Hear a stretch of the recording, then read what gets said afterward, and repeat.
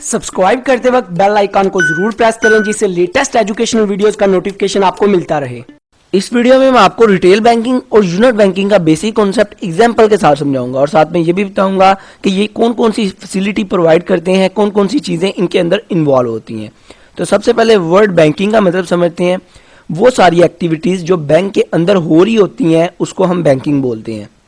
अभी बैंक के अंदर आपको पता है कौन सी एक्टिविटीज हो रही होती हैं, लाइक लोन की फैसिलिटी प्रोवाइड कर रहा होता है bank, deposit, withdraw, credit card, ATM card, debit card, cheque facility, counselling, currency exchange, online payment, ये जितनी भी एक्टिविटीज बैंक के अंदर हो रही होती हैं इसको हम बोलते हैं बैंकिंग। अभी बात आ जाती है कि रिटेल बैंकिंग क्या होता है। रिटेल बैंकिंग के अंदर ना बैंक जो होता है अपनी जो सर्विसेज है ना वो इंडिविजुअल कस्टमर को ऑफर करता है और उनकी खुद की कंजम्पशन के लिए। जैसे बैंक जो है अपनी सर्विसेज हाउसवाइफ्स को प्रोवाइड कर रहा है, सैलरीड पर्सन को प्रोवाइड कर रहा है, स्टूडेंट्स को प्रोवाइड कर रहा है, चिल्ड्रन को प्रोवाइड कर रहा है, पेंशनर को प्रोवाइड कर रहा है। तो ये क्या है, रिटेल बैंकिंग के अंदर आ जाता है, जिसमें वो डायरेक्ट उनके साथ मतलब उस जो बैंक का फेस है ना वो पब्लिकली मतलब विजिबल फेस हो लोगों के सामने, लोग डायरेक्टली उसके साथ कॉन्टैक्ट कर सकें। जो बैंक है डायरेक्टली अपने कस्टमर के साथ कॉन्टैक्ट करे, बीच में कोई मीडिएटर ना हो, कोई मीडिएटर का रोल ना हो और डायरेक्ट इंडिविजुअल कस्टमर को टारगेट करे। जैसे मिडिल क्लास लोग हैं और इसमें और भी लोग आ जाते हैं, रिच लोग भी आ जाते हैं, पर बेसिक इसका कॉन्सेप्ट यही है कि इंडिविजुअल कस्टमर के साथ डायरेक्ट उनको अपनी सर्विसेज ऑफर करे और उनकी खुद की कंजम्पशन के लिए। तो इसका ये बेनिफिट होता है कि इसके अंदर ना रेट ऑफ इंटरेस्ट भी हाई होता है, रिस्क भी कम होता है और चीप फंड होते हैं। एक जो मिडिल क्लास बंदा है उसकी इनकम इंक्रीज करने के लिए बेस्ट होता है। इसकी एग्जांपल सर्विसेज इसमें कौन कौन सी आ जाती हैं, like saving account, personal loan, education loan, housing loan, gold loan, debit card, ATM card, credit card, deposit facility, withdraw facility, overdraft. तो ये सारी सर्विसेज जो होता है रिटेल बैंकिंग हमें प्रोवाइड कर रहा होता है।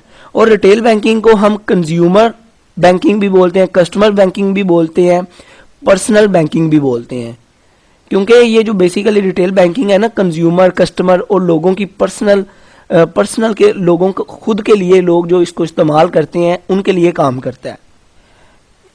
आगे नेक्स्ट आ जाता है यूनिट बैंकिंग।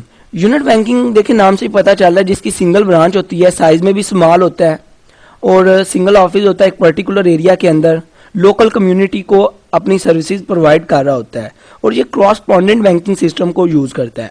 अभी क्रॉसपोंडेंट बैंकिंग सिस्टम क्या होता है, अभी ये देखें आपके पास यूनिट बैंकिंग का कार्ड है, एटीएम कार्ड या डेबिट कार्ड, तो आप आपके एरिया में यूनिट बैंकिंग था, आपने उससे कार्ड ले लिया एटीएम कार्ड, पर आप किसी काम की घर से किसी दूसरे प्रोविंस में या किसी दूसरे सिटी में चले जाते हैं, उधर वो वाला बैंक नहीं है।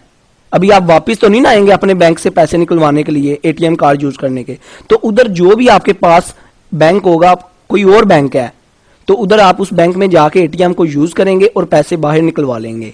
तो ये क्या है, क्रॉसपोंडेंट बैंकिंग सिस्टम है कि मतलब कार्ड किसी और बैंक है और आप यूज किसी और बैंक के एटीएम में कर रहे हैं। तो ये बैकएंड में ना यूनिट बैंकिंग ने अभी जिस बैंक में भी आप यूज कर रहे हैं उसके साथ एग्रीमेंट किया होता है कि आपने जो है ना हमारी फैसिलिटी देनी है, एटीएम की फैसिलिटी देनी है, पर इसमें कुछ फीस चार्ज करता है बैंक जो होता है ना। अगर आप बैंक किसी और बैंक का कार्ड किसी और एटीएम में यूज कर रहे हैं तो वो क्या होगा, थोड़ा सा टैक्स लगेगा, थोड़ी सी आपको फीस देनी पड़ेगी, पर काम चल जाएगा। तो बैकएंड में ये क्रॉसपोंडेंट बैंकिंग सिस्टम यूज हो रहा होता है, इसको हम कहते हैं क्रॉसपोंडेंट बैंकिंग सिस्टम।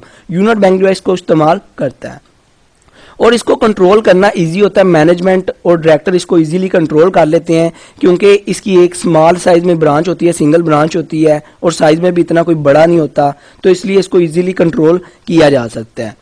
और इसमें फ्रॉड के चांसेस भी कम होते हैं और इसमें जो सर्विसेज है ना वो अपने कस्टमर को बहुत अच्छी एफिशिएंट सर्विसेज प्रोवाइड करते हैं क्योंकि उनका लिमिटेड एरिया होता है, लिमिटेड ट्रांजैक्शन होती हैं, लिमिटेड ऑपरेशन होते हैं और साइज में भी स्मॉल होता है।